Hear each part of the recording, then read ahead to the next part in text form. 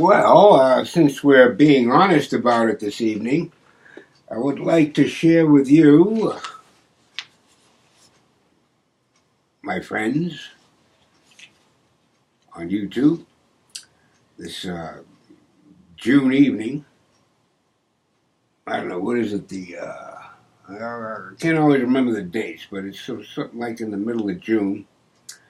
And it's like winter back here in June. Well, let's move on with this. I'm having a revival of the great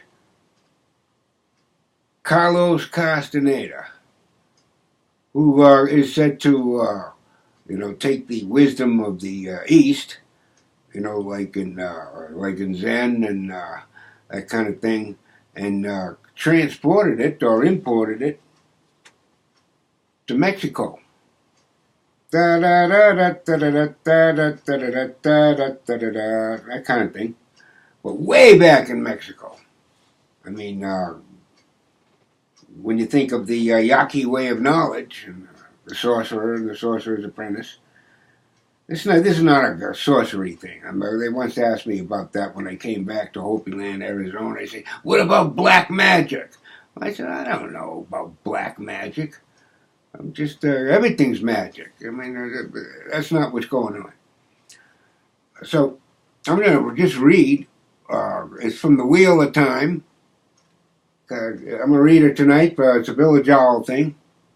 And it's a comments from the Separate Reality. He wrote several books, A Journey to Atlan, Separate Reality. The first one I got into was the Yaqui Way of Knowledge, when he meets Don Juan, and Don Juan holds him with his glittering eye. And he caught the fire right there. Those of you that know about anyways, personally, I found the concept of the warrior fascinating. I'm trying to imitate Carlos Castaneda, like telling you. Make believe I'm Carlos Castaneda. And at the same time, one of the most frightening things I had ever encountered, I thought it was a concept that, if I adopted it, would bind me into servitude. It wouldn't give me the time or the disposition to protest or examine or complain. Complaining had been my lifelong habit, and truthfully, I would have fought tooth and nail not to give it up. I thought that complaining was the sign of a sensitive, courageous, forthright man who has no qualms in stating his facts, his likes, his dislikes. If all of that was going to turn into a fighting organism, I stood to lose more than I could afford.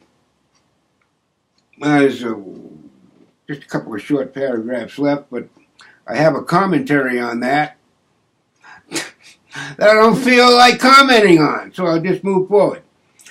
These were my inner thoughts, and yet I coveted the direction, the peace, the efficiency of the warrior. One of the great aids that the shamans of ancient Mexico employed in establishing the concept of the warrior was the idea of taking our death as a companion. I'll repeat that. Taking our death as a companion, a witness to our acts.